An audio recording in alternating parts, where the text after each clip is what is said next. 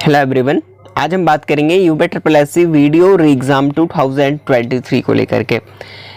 आज इस वीडियो में सारी चीज़ें क्लियर हो जाएंगी।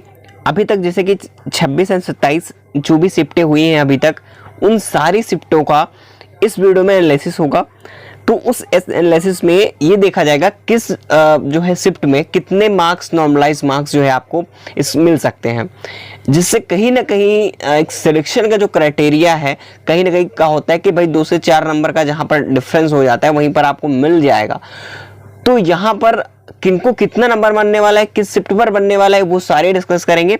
ठीक है, तो आप लोगों को बिल्कुल परेशान होने की जरूरत नहीं है। और कैटेगरी वाइज एक कट ऑफ क्या रह सकती है प्रीवियस ईयर, अगर हम देखा जाए, अगर 2018 में हम कट ऑफ के कंपेयर करेंगे इस तुलना में, तो इस बार कट ऑफ उस बार से बहुत ही कम रहने वाली है।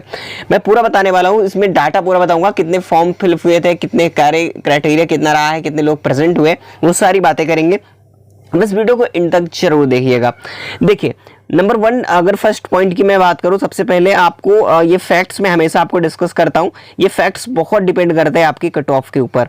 ठीक है, तो अकॉर्डिंग टू दिस फैक्ट की अगर मैं बात करूं तो टोटल नंबर ऑफ वैकेंसीज पर डिपेंड करते हैं। जैसे कि 1954 वैकेंसीज आप सभी की हैं। Total number of appear candidates यानी कितने अपियर हुए हैं वो भी जानकारी आपको मैं दूंगा।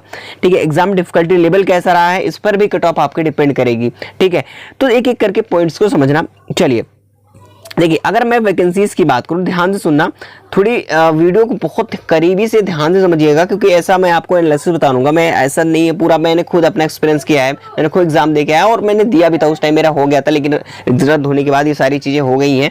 ठीक है, लेकिन आप इस बार मैं आपको बताने वाला हूँ कैसे आपको क्या लेवल रहा है। देखिए, अगर मैं यहाँ पर क्लियर कर दूँ आप सभी को कि जो लेवल रहा है हिंदी का, ठीक है, मेरी बात सुनना पहले। हिंदी की अगर मैं बात करूँ, ठीक है, तो हिंदी में अगर फर्स्ट शिफ्ट की बात करूं 26 को फर्स्ट शिफ्ट में, तो करीब ये 5 जो है प्रश्न, ठीक है, 5 प्रश्न के करीब ये लोग से बन नहीं रहे थे। ठीक है, 5 देखिए, बनाने वाले बना सकते, मैंने कह रहा कि सभी लोग ऐसे नहीं, लेकिन अगर जो एवरेज में देखा जाए तो 5 क्वेश्चन रहते थे जो हिंदी में नहीं बन पा रहे थे। ठीक है, फर्स्ट शिफ्ट की बात करो, सेकेंड शिफ्ट में भी ऐसा हुआ है, और हिंदी ही नहीं बल्कि रीजनिंग की मैं बात करूँ तो इसमें भी 5 क्वेश्चन, ठीक है, सेकंड शिफ्ट में नहीं बन पा रहे थे। बाकी जो जीएस क्वेश्चन है, जीएस में लगभग बात करें तो यहाँ पे 13 से 14 क्वेश्चन जो है नहीं बन पा रहे थे लोगों से। ठीक है, वो भी सेकंड शिफ्ट में बात करता हूँ। लेकिन अब ये बार बार आपसे रिपीट करूंगा कि ये मैं सोचना कि सभी लोग नहीं बना सकते, बना सकते हो। यहाँ पे 13 से 14 क्वेश्चन भी 26 शिफ्ट वाले में नहीं बन पा रहा था लोगों से। ये चीजें बता रहा हूँ आप सभी को। ठीक है, एक एवरेज में जो डिफिकल्टी लेवल है वो बता रहा हूँ। ठीक है, अभी मैं एवरेज बता रहा हूँ। देखिए, थोड़ा समझने का प्रयास कीजिएगा। अगर यहीं पर मैं अगर 27 तारीख की बात करूँ, ठीक है, 27 की मैं बात करूँ, तो अगर हिंदी की लेवल की देखिए बात करें हिंदी में, तो करीब 27 को फर्स्ट शिफ्ट में अगर मैं बात करता हूँ तो इसमें करीब 7 क्वेश्चन हिंदी में करीब ये जो है थोड़ा सा डिफिकल्ट था। ठीक है, और सेकंड शिफ्ट में भी कुछ इस प्रकार से जो है 6 से 7 के आसपास ही थे। और जीएस में मैं बात करूं तो जीएस में इसमें करीब 14 क्वेश्चन तक इसमें भी नहीं बन पा रहे थे लोगों से। ठीक है, ये चीजें आपको ध्यान में रखते। 14 से 15 क्वेश्चन, किसी किसी में 17 क्वेश्चन भी हो जा रहे थे जो नहीं बन पा रहे थे। और सेकंड शिफ्ट में भी ऐसे हुआ है, थोड़ा बहुत एवरेज था। तो टोटल अगर मैं जो कंडीशन की अगर मैं बात करूं, चाहे वो रीजनिंग हो, तो रीजनिंग में भी नियर अबाउट मैं बात करूं 5 क्वेश्चन ऐसे थे, 5 से 7 क्वेश्चन जो नहीं बन पा रहे थे लोगों से, कितना भी हो जाए। तो उसके हिसाब से अगर मैं स्कोर का कंपेयर करूं तो यहाँ पर सारी चीजें क्लियर है। तो चलिए मैं आपको डिस्कस कर देता हूँ कैसे ये चीजें क्लियर है। तो देखें, अगर एवरेज में बात करूं एवरेज की, कि एवरेज लोगों का स्कोर क्या रहा है, तो लोगों का जो average number of question attempt करने की अगर मैं बात करूं तो कितने लोगों ने अटैम्प्ट किया है, तो ये चीजें आपको जानना बहुत जरूरी है। ठीक है, लोगों की बता दूं कि 110 प्लस, ये एक एवरेज मैं बता रहा हूँ, 110 अगर बन रहा है भाई, आपको 220 मार्क्स हो रहे हैं, जो कि आपका सिलेक्शन बिल्कुल कोई रोक नहीं सकता है। लेकिन 110 एक हाईएस्ट है, हाईएस्ट अटेम्प्ट है 110 अगर आप कर रहे हो तो। ठीक है, ये चीजें ध्यान में रखो। 110 एक हाईएस्ट अटेम्प्ट है, मैं आपको ये बता रहा हूँ। फिर भी जो लोग के अगर एक घूम फिर के देखा जाए एवरेज में, उस प्रकार से अगर देखा जाए कि जो राउंड सर्कल में अगर घूमता हुआ देखा जाता है कि हमारी जो कट ऑफ लगनी है करीब 125 क्वेश्चन पर, क्योंकि अब 150 आप सोच रहे हो कि 150 क्वेश्चन है, लेकिन हमने जो अभी इसे इस प्रकार से एनालिसिस किया, ये चीजें देखी, जो एवरेज बन रहा है वो हमारा 125 क्वेश्चन के अटेम्प्ट पर बन रहा है कि कुल मिला के 125 क्वेश्चन हमारे पास बन रहे हैं। यानी कि 25 क्वेश्चन तो हमारे ऐसे थे तीनों सेक्शन में, हिंदी, जीएस, रीजनिंग में, कि वो हमसे बन नहीं पा रहे थे। यानी कि ये बात को टोटल ओवरऑल 25 क्वेश्चन तो बन नहीं पा रहे थे, इसीलिए मैं अगर आऊँ 25 क्वेश्चन अगर नहीं बन पा रहे थे एवरेज में तो 125 तो बनेंगे। अब 125 में से कट ऑफ लगेगी, ये मान के चलो कि 125 में कट ऑफ लगेगी, तो वो कितनी कट ऑफ रहने वाली है, ये चीजें ध्यान रख लो। ठीक है, तो चलिए मैं उसी को डिस्कस करता हूं क्लियर करके, आपको एक भी डाउट आपको नहीं रहेगा। ठीक है, चलिए बिल्कुल। तो इसमें अब नॉर्मलाइजेशन का क्या फायदा होगा वो भी बात करेंगे। आप कैटेगरी वाइज में आपको कट ऑफ डिस्कस करने वाला हूं, लेकिन सबसे पहले मैं आपको बता देता हूं कि नॉर्मलाइजेशन मार्क्स कितना अंक बढ़ सकता है। ठीक है, अगर नॉर्मलाइजेशन में कितने अंक बढ़ेंगे किन शिफ्टों का, देखिए कितने अंक बढ़ेंगे तो मैं आपको बता देता हूं कितने अंक बढ़ेंगे। तो यहाँ पर जो नॉर्मलाइजेशन में कितने अंक बढ़ने वाले हैं ये चीज़ें जान लो। तो यहाँ पर देखिए 26 तारीख की जो शिफ्ट थी, ठीक है, 26 तारीख में ये मान के चलो कि जो यहाँ पर सेकेंड शिफ्ट थी, इसमें कितने बढ़ने वाले हैं, तो इसमें करीब 4 अंक मिलेंगे, 4 अंक तक बढ़ सकते हैं। ठीक है, 4 अंक तक जिस हिसाब से डिफिकल्टी लेवल था।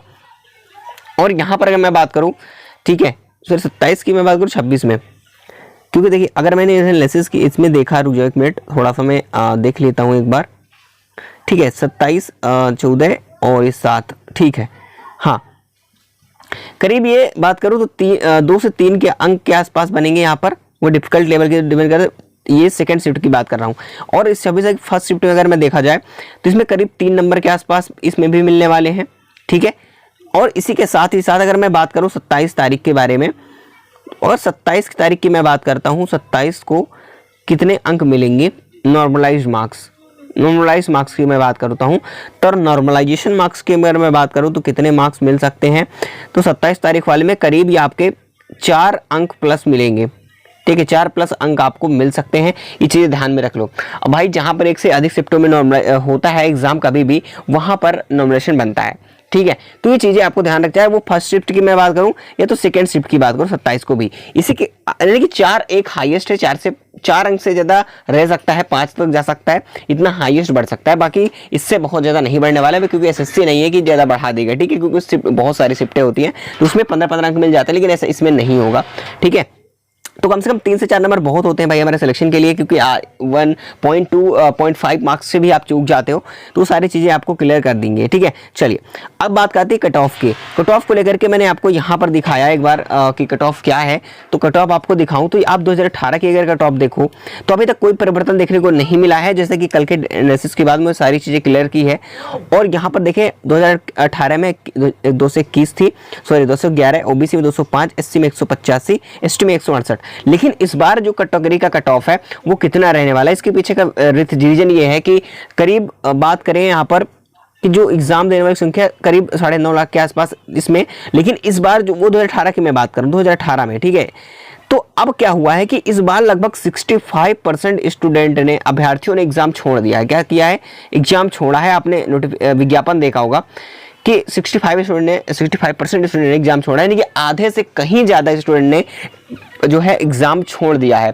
तो अब जो है कट ऑफ कहीं ना कहीं गिरने वाली है, ये चीज़ें ध्यान से रख लो, क्योंकि उसमें से भी सभी लोग पढ़ने वाले भी नहीं थे, अचानक से चले गए थे, लोगों को एग्जाम ने दे दिया था। ठीक है, तो उसमें लगभग 25% ही ऐसे होंगे, हो सकता है 25% बोल रहा हूँ। अगर हम इसमें अगर निकाल दे, बाहर कर दें 35%, 35 में से मान के चलिए कि 15% ऐसे होंगे जो कि हो सकता है 15% भी ना हो, एग्जाम की जो फुल तैयारी कर लेते। ठीक है, अच्छी तरीके से तैयारी रही होगी। तो उस हिसाब से अगर हमने देखा कि कट ऑफ का क्राइटेरिया कुछ इस प्रकार से रहने वाला है, यानी कि इस बार का कट ऑफ है 205 से 207, कितनी भी हाईएस्ट जाएगी इतनी कट ऑफ ज़्यादा नहीं जाने वाली, कम रह सकती है। ओबीसी से 204 से 200 और 179 से बात करें 182, और एसटी में 160 से 165 के बीच। ठीक है, तो ये क्राइटेरिया है। तो आपको ये डाटा क्लियर हो गया होगा। तो आगे की सारी शिफ्टों में टाइम पर अपडेट्स करता रहूँगा। बस आप लोग चैनल को सब्सक्राइब करके रख लीजिएगा, बेल आइकन जरूर प्रेस कर लेना, ताकि जो भी अपडेट्स हमें प्रोवाइड होती है वो सारी अपडेट्स आप सभी तक मिल सके।